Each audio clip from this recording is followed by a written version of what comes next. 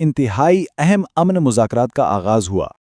Pakistani media کے مطابق اس اہم پیش رفت کے پیچھے پاکستان کی اعلیٰ قیادت کا براہ راست اثر و رسوخ تھا۔ جیسا کہ سما ٹی وی نے رپورٹ کیا، یہ وزیر اعظم اور آرمی چیف کی یقین دہانی تھی جس نے صدر ٹرمپ کو جنگ بندی پر آمادہ کیا۔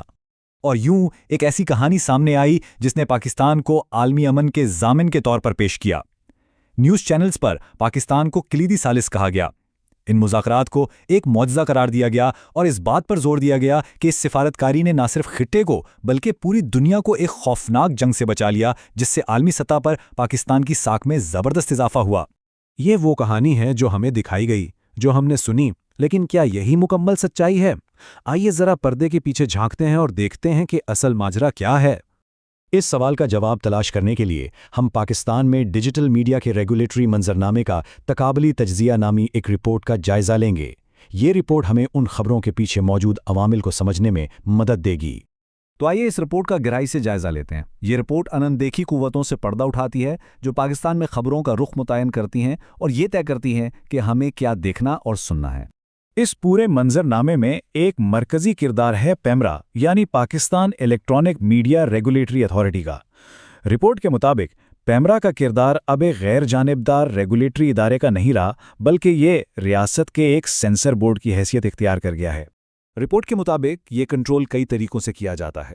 مثلاً ٹی وی پر تنقیدی مباحثوں کو دبایا جاتا ہے، اپوزیشن کی کوریج کو محدود کر دیا جاتا ہے اور قومی مفاد جیسے الفاظ کی آڑ میں اختلاف رائے رکھنے والوں کو سزا دی جاتی ہے۔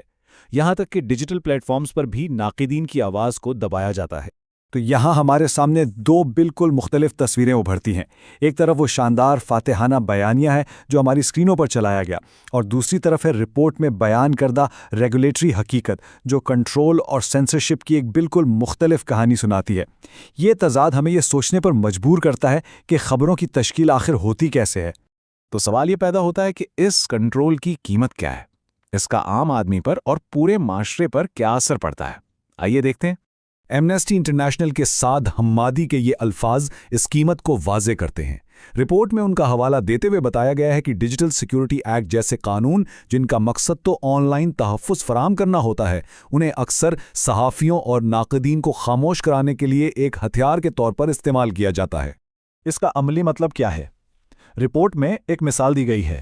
پڑوسی ملک بنگلہ دیش میں صرف 2 سال کے عرصے میں تقریباً 200 صحافیوں پر ایسے ہی قانونوں کے تحت مقدمے چلائے گئے۔ یہ اعداد و شمار پریس کی آزادی پر حملے کی سنگینی کو واضح کرتے ہیں۔ لیکن یہ صرف ایک علاقائی مسئلہ نہیں ہے۔